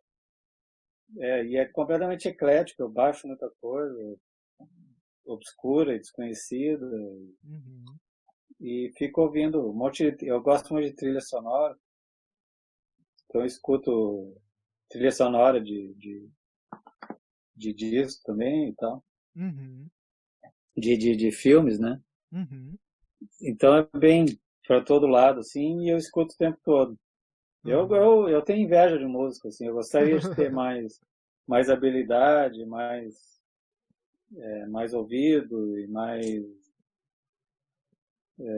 conhecimento de música, assim. Eu cheguei a estudar, assim, mas até para ler partitura que eu Uhum, aprendi é sofrível, assim, é uhum, lento, é muito difícil, eu abandonei. Eu não consigo ter aquela compreensão matemática da música, assim, que uhum, consegue abranger bem, assim. Para mim é um pouco difícil, mas eu adoro. uhum, E aí eu gosto muito de as oportunidades que me foram dadas de trabalhar com música, como nesse caso uhum, do Mechanics, e eu tenho uma parceria muito boa também com o Wagner Cunha, que é um músico daqui de Porto Alegre. uhum, Muito bom ele. Faz trilhas e ópera. É um, uhum, é um músico com formação erudita, assim, clássica uhum, e violinista, mas ele é muito experimentador e faz muito arranjo para música popular. E ele é muito bom, assim, e ele tem o projeto pessoal dele próprio, que eu tenho feito as capinhas de disco para ele. Tudo. uhum. Também ele insiste para eu enfiar o máximo de desenho possível. Mas uma A coisa gente que é tem uma engraçada... parceria bem boa. Uhum, Ele tem vários trabalhos meus na casa dele. sim. É bem legal. E aí eu não tenho, claro, com um cara desse nível eu não tenho nenhuma possibilidade de fazer música com ele. Mas às vezes para essas coisas de improvisação, Uhum. música, instrumento eletrônico, se me chama, pode me chamar que eu vou na certa. Eu adoro Uhum. fazer um barulho. Eu não sou bom, mas se não se importar com isso, não tem problema. Não, mas uma coisa que é muito engraçada, assim, é que eu e a Ellen, muitas vezes, assim, que a gente pega conversando sobre o seu trabalho, uma coisa que sempre volta, assim, nas conversas nossas é o como seu trabalho nele, por si só, pelos traços ali nervosos e tal, como ele gera como se fosse efeito sonoro ali vendo, sabe? É uma constante, assim, que a gente, quando a gente tá conversando do seu trabalho, a gente fala: "Não, é porque o trabalho dos Imbres, ele é muito sonoro no desenho ali", sabe? É Por exemplo, engraçado, é bem legal, assim. sinestésico. É, É, total, assim. eu nunca me falaram sobre isso. Não, Uhum, eu mesmo não chego a. Tem uma coisa no desenho que não é, eu não chego a chamar de sonoro, mas uhum, o- pelo menos para mim não bate assim, mas essa coisa meio nervosa do traço ser bem vivo, espontâneo e orgânico, assim, como se fosse uma escritura mesmo, né? Um desenho como escritura. Você escreve, você senta e sai escrevendo e tem aquela tua caligrafia, tua assinatura, que está sempre em tudo que você escreve. O desenho, da maneira que eu vejo, ele tem essa coisa ágil da escrita, de estar na cabeça e vai direto para o papel, sem uma intermediação de um estudo muito elaborado. Assim. Essa coisa viva, imediata, é uma das coisas que eu busco. E a música tem um pouco essa coisa do começo e o fim, porque a música ocupa um tempo dentro do espaço, né? A música é algo que tem realmente um começo, a partir de que começa o som, a partir de inclusive a partir de que você comece a prestar atenção, porque a música pode estar rolando, você não está prestando atenção. No momento que você começa a prestar atenção, é como se ela começasse a existir naquele momento. Então, a partir daquele momento, ela existe de fato e ela vai acontecer e vai se desenrolar até o momento que você pare de prestar atenção nela ou até o momento que ela acabe. Então, a música ocupa um tempo. Ela existe e ela tem essa abstração nesse sentido, assim. Mas ela cria essa ilusão como do cinema, assim, que a gente está olhando e as ações estão acontecendo, começam e terminam. O papel é uma coisa física e que permite e que ele lida diferente com o tempo, que ele está ali parado. No momento que você liga a sua percepção para entrar ali, acontece mais ou menos parecido com a música, porque você está prestando atenção. Você não está simplesmente se deixando absorver com aquela imagem, aquela tela, aquela coisa. Você tem que prestar atenção no desenho. O desenho não é uma coisa, apesar da nossa visão ser muito imediata, você parece que olhou, já viu. Na verdade, se você se deixa mergulhar e olhar com calma, você vai descobrir um monte de coisa. Que se você não fizesse essa ação de querer fazer isso, você não vai ver. sim. Então é importante esse se deixar levar pelo desenho e entrar no desenho. E se você faz isso, e se o meu desenho tem essa coisa de ser rápido, você Uhum. quase vai ver uma escrita. Você É. quase vai ver por onde eu comecei a desenhar, Uhum. sabe? Essa coisa vai estar presente no desenho. Então, de Uhum. alguma maneira, isso relaciona com a música, com essa ideia de que ela é uma coisa que discorre num período de tempo. Uhum. Mas é claro, é uma viagem grande, assim, né? Muita gente não vai perceber da mesma maneira. Mas era a única ligação que eu faço com música, digamos. Uhum. Com essa Sim. coisa da ação. Uhum. No que eu estou produzindo, eu estou mais ou menos executando aquilo que vai ser é visto depois. Uhum. Assim como o músico, na hora que está executando, vai ser visto depois, vai ser Uhum. percebido depois. De alguma maneira, eu estou executando o desenho dessa maneira imediata. Uhum. É como se eu estivesse lendo a partitura ou improvisando mesmo, É. como um músico improvisa. Estou improvisando sobre um tema e fiz aquele improviso e está plasmado ali naquele papel, aquele papel vai ser lido. Uhum. Então essa é uma relação que eu faço com música, mas até o ponto de ser sonoro, como você tinha citado aí, eu não percebi assim, essa possibilidade. Pois é, Legal, achei a bacana. gente sempre fica trocando essa ideia aqui. Ah, e tem um negócio que não é isso aí, mas acho que você queria dar uma olhada também, que é a Expressa que saiu esse ano aí, Ah, sim, verdade. que é o Boa. número 11 Uhum. dessa revista do pessoal lá do Rio. E ela reúne trabalhos de vários períodos da sua trajetória, Fábio? Sim, é bem. Tem desde umas coisas que saíram na Mal, no Mal, Uhum. da revista Animal, Uhum. alguns desenhos que não, para alguns projetos que não foram aproveitados. E eu procurei botar bastante quadrinho também, porque é uma coleção gráfica de humor, de desenho de humor e de cartoon. Então tem algumas coisas que não são exatamente. Tem algumas ilustrações, algumas coisas. Eu procurei botar coisa que não é. Que ou saiu em tiragem muito pequena, tipo na Argentina ou em outros lugares, coisas que não circularam tanto, né? Eu até botei a Vida Boa, a pedido deles, assim, apesar de a Vida Boa ser conhecido, mas de repente é importante mesmo Uhum. Mas para aí dar tem o Vida um. Boa completo aí ou é só um pedaço, assim? Como é que é? Não, Vida Boa é a tira que era da Folha, né? Depois Ah, saiu o livro. Então eu então. botei umas 6 Tá. páginas. Ah, entendi. Um arco assim que desse para entender lendo as Uhum. tiras, né? Ah, muito legal. Então é bem variado, assim. Eu acho. Ficou legal, assim, coisa que fazia muito tempo que eu não via. Fui catando, assim, e coisa que muita gente não viu mesmo, porque ou saiu em formato de fanzine, tipo essa historinha aqui foi feita com uma exposição e eu transformei num zine. E depois de circular no zine não teve, não se publicou em lugar nenhum. Então tem certas coisas desse tipo. Isso aqui é aquela história que depois eu publiquei em Riso, que eu te mostrei, né? Um exemplozinho aquela. E, bom, então tem bastante coisa bem diferente, sim. O pessoal também, a Ana, o Sérgio lá, super, super parceiro, assim, topando Uhum. tudo, tudo que você, tudo que você pede, eles fazem. Ah, Então foi massa bem demais. legal. E a coleção é bem legal, tem que procurar o site, Uhum.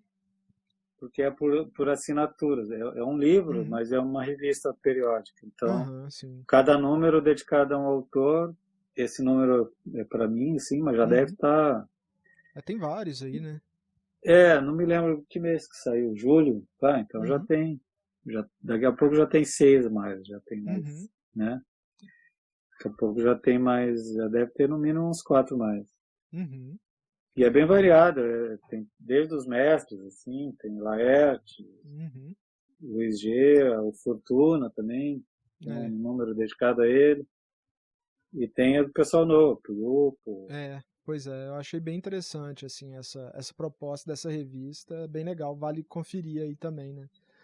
E essas Uhum, reuniões são importantes, né? Porque acaba que é difícil encontrar, né? Tem muita gente, assim, você reunir um trabalho, às vezes é difícil mesmo, é, é isso que você contou do seu próprio trabalho, assim, tem coisas que saíram ali e depois não o saíram mercado não mais, né? segue mais normas, assim. É, pois é. Antigamente tinha aquela coisa, por exemplo, de quadrinho, né? Tinha as Uhum, revistas, na Europa se seriavam as histórias, viravam um álbum.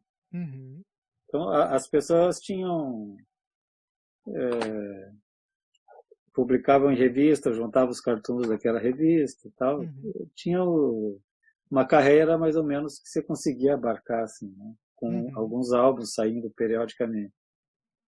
Mas hoje em dia esse mercado já está todo confuso, então É. muita coisa que eu faço teve tiragem de 100 ou de menos, ou então eu fiz para ir para uma exposição, nunca teve um catálogo, então vai. No final das contas, você está produzindo um monte de coisa que antigamente saía em jornal, revista ou livro, que agora está saindo, então, para você abarcar toda essa produção, você acaba sendo uma coisa meio difícil, você não consegue acompanhar tudo. Então, às vezes é bom de dar uma juntada, de uma republicação, uma retirada, precisa, né? Então, essa coleção é legal, assim, de ver a Puyupa, assim, que já fez tanta coisa, já publicou tanta coisa. E no final é difícil você ter noção de tudo que ela já fez. O livro eu acho que dá uma geral legal, assim. Então, Fábio, eu queria falar agora um pouco sobre um trabalho seu que acabou de sair pela Ugra, pelos Ugritos, né? O Eu Fiz uma História em Quadrinhos. Saiu agora, se não me engano, agora em outubro, né? Eu queria que você falasse um pouco sobre ele, assim, o lançamento, né? Foi o 21º, o Grito, né, se não me engano, que é um projeto lá da Ugra Press, né, que também tem uma loja em São Isso. Paulo, o Douglas e a Dani. E eles falaram, inclusive, que se inspiraram no Mini Tonto para criar os Ugritos e agora você participando também do Grito, né? Bem interessante esse círculo, né, que formou aí. Sim, eu fico. Eu estava te contando a história do Mini Toto, às vezes eu fico meio constrangido que as pessoas falam, porque é aquele formato do Mini Toto. Mas você viu que eu cheguei no formato só por Sim. uns cálculos de aproveitamento de papel. Uhum. E mesmo quando eu fiz o Miniton, já existia coisas fora do Brasil. É que Uhum. eu não tinha me dado conta que aquele formato era uma coisa que tinha a ver com o papel, né? Uhum. Com o processo gráfico.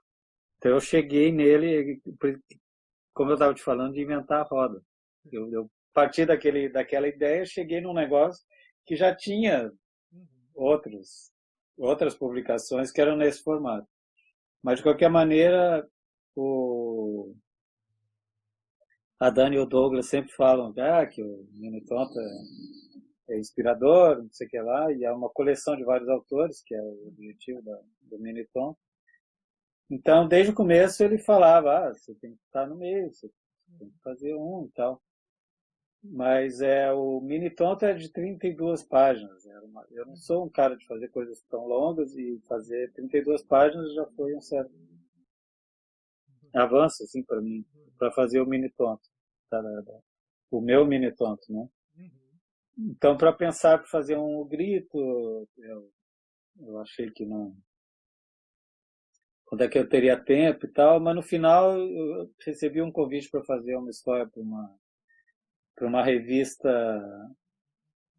da Lituânia, ou da Letônia, eu nunca sei, Látvia, eu nunca sei como é que é em português, que era o mesmo formato, eu falei, vou fazer agora, porque daí já serve para os dois. Então, eu vou fazer, já vai sair um grito daqui. Uhum. E daí eu ofereci pro Douglas, ele topou, achou legal. Uhum. Mas aí eu tinha que fazer a tradução, eu fiz em inglês originalmente, eu tinha que fazer a tradução e me enrolei muito.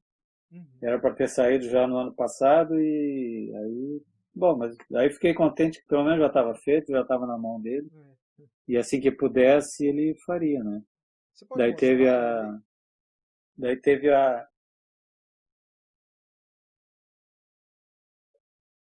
a pandemia no meio do caminho, então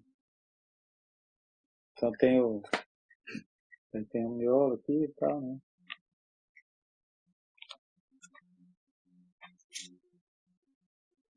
Ó, aqui, ó, catálogozinho do grito. Daí saiu agora, fiquei muito feliz, né? Com esse ano aí, paradão, pelo menos saiu a publicação, devo fazer um agitozinho aí, foi legal. De repente armar, eu acho que eles devem estar muito enrolados lá, cheio de coisa, mas falar com o Douglas, de repente fazer uma espécie de um lançamento, não sei, alguma coisa, nem que seja rapidinho, só falando assim no Zoom para fazer um Uhum. auezinho Ah, legal. pequenininho. Nossa, seria Acho que demais. seria legal. Uhum, Não com cheguei a certeza. propor desde, mas eu acho que agora me deu essa ideia, podia ser legal. Uhum. E daí, pois é, finalmente fiz o meu grito, fiquei contente. Não, incrível, assim. Então, Fábio, eu queria te agradecer demais aí pelo seu tempo, por essa conversa. Teve muita coisa que você falou aí da sua trajetória que eu ainda não tinha tido acesso, assim, então achei muito legal ter essa conversa com você. Como sempre, né? Sempre que a gente encontra, a gente bate um papo e é sempre legal ter essas conversas com você. Tenho certeza que as pessoas que assistiram aqui também a entrevista também gostaram bastante de ver sua perspectiva aí dos zines e do seu trabalho com desenho e sua trajetória também. Enfim, queria te agradecer demais aí pela Faísca, né, por estar participando aqui do festival e ainda tem muito Fábio Zimbres aí na programação da Faísca, Festival Internacional de Risografia. Eu que agradeço muito aí o convite. Fiquei muito contente mesmo, ajudando a levar esse ano difícil aí, uma das coisas boas. Bem legal. Pois é. Valeu demais, Fábio. Um abração pra você aí e a gente se fala e Valeu vamos que para vamos. vocês também aí, para todo mundo que assistiu a entrevista aí. Esperando chegar a faísca, né? O dia da faísca. Muito curioso. Legal demais. Vamos que vamos. Falou, abração aí. Abração.